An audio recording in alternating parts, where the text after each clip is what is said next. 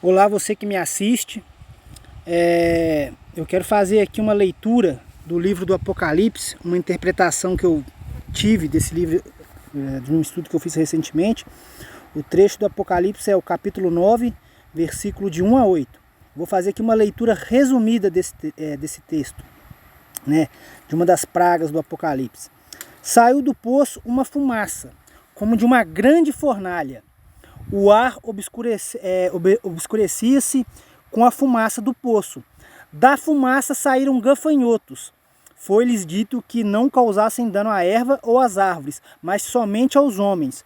O aspecto desses gafanhotos seus rostos eram como rostos de homem e seus cabelos como de mulher. Esse trecho que eu estou lendo está totalmente resumido, mas você pode ler na sua Bíblia lá, Apocalipse 9, capítulo 9, versículo de 1 a 8. O que esse texto está querendo dizer, né? O que esse texto está se propondo?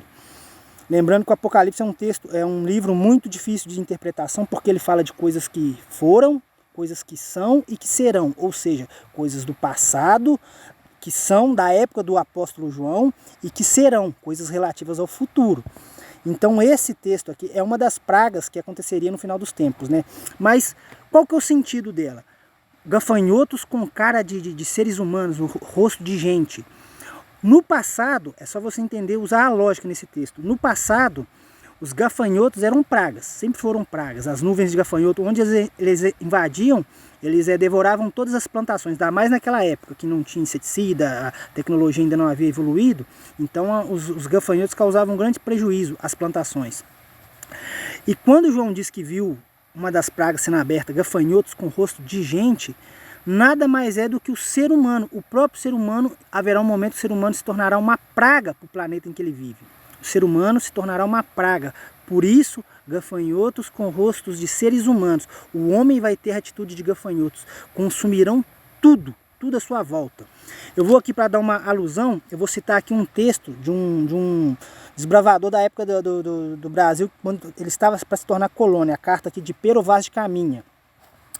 A carta dele ao rei Emanuel, Dom Emanuel. A terra por cima toda plana, é muito cheia de grandes arvoredos.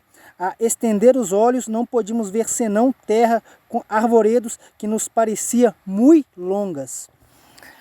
Outra citação que eu vou tirar aqui é do Charles Darwin, quando ele viajou pela América do Sul, no navio Beagles, né? O livro se chama Viagens de um Naturalista ao Redor do Mundo, escrito pelo próprio Charles Darwin. Ele diz o seguinte: Porto Praia revestia-se de arvoredos, e a destruição intempestiva do arvoredo causou aqui, como em Santa Helena e em alguma das Ilhas Canárias, a quase total esterilidade do solo. O que quer dizer isso? Eu faço aqui uma pergunta para vocês. Quantos litorais da atualidade ainda são recheados de arvoredos e quantos litorais não se converteram em edifícios de concreto? Se faça essa pergunta aí e pense no impacto que isso causa no clima. Hoje em dia a gente sabe que os litorais basicamente do mundo inteiro são edifícios de cimento, não há mata virgem, e isso causa o quê? Um aquecimento terrível no planeta.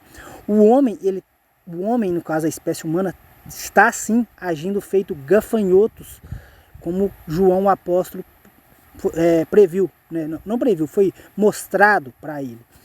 Então sim, o ser humano tende a se tornar uma praga, conforme essa praga do Apocalipse, capítulo 9, versículo de 1 a 8. Uma das pragas, né? Outras pragas estão lá, pragas relativas a doenças e tudo mais. Isso é muito triste. Recentemente no Canadá fez um dos maiores um calor tremendo lá, um calor que nunca havia atingido antes, tanto é que morreu gente no Canadá, um lugar que sempre foi frio. No Brasil, nós estamos tendo uma das piores secas da história também. Particularmente eu moro numa região onde eu ia em lugares onde tinha um curso de água que simplesmente secou. Isso é coisa que eu nunca vi. E o consumo cada vez maior. Note também que a profecia de João fala que do poço saiu uma fumaça muito grande. Da fumaça, dessa grande fumaça, saiu os gafanhotos. Note que o ser humano começou a poluir mais depois da Revolução Industrial. com muita mais poluindo mais, destruindo mais. E essa profecia tem se mostrado verdadeira. Hoje em dia o mundo gira em torno de dinheiro. As pessoas que controlam, os megas empresários, eles querem dinheiro, eles não estão se preocupando com o impacto ambiental e com o futuro do próprio planeta. O planeta ele vai conseguir reerguer-se, haverá uma transformação, mas a espécie humana, o que vai ser dela? O consumo não diminui, pelo contrário, ele aumenta e os recursos diminuem. Eu moro numa região, por exemplo, pequena que basicamente matou o rio. Curtumes que lançavam químicas nos rios destruíram ele, não há mais peixe aqui por perto para pescar. Isso a minha cidade é pequena. Eu fico imaginando cidades grandes como São Paulo, Rio de Janeiro ou outras cidades enormes que não cuidam do meio ambiente. Então, isso é muito triste. A gente vive numa época, por exemplo, que as doenças estão se espalhando. Por exemplo, o próprio coronavírus, a variante Delta, a variante Mu, isso aí é relativo a outras pragas, mas essa do Apocalipse capítulo 9, somos nós. Tanto é que o texto diz que foi-lhes dito que não causassem dano à erva ou os arvoredos, mas ferissem somente aos homens. Ou seja, é o mal do homem voltando contra ele mesmo, o mal do homem retornando para si mesmo, o homem agindo contra a natureza e a consequência da destruição, né, de agirmos feito praga sobre o mundo, né, com gafanhotos com rosto de gente, é o efeito voltando para nós, o efeito disso voltando para nós, ferindo a nós mesmos, as ações do homem retornando para ele. Isso é muito triste, isso é muito triste. Eu penso que isso, quando João escreveu isso, ele provavelmente não deve ter entendido. Eu penso comigo, né? Gafanhotos. Eu nunca interpretei esse texto como literal, mas hoje está ficando muito claro para mim. Tanto é que até mesmo, não sei se na Europa, tem lá o famoso relógio do Apocalipse, né? Do juízo final, onde foi criado por ambientalistas, né?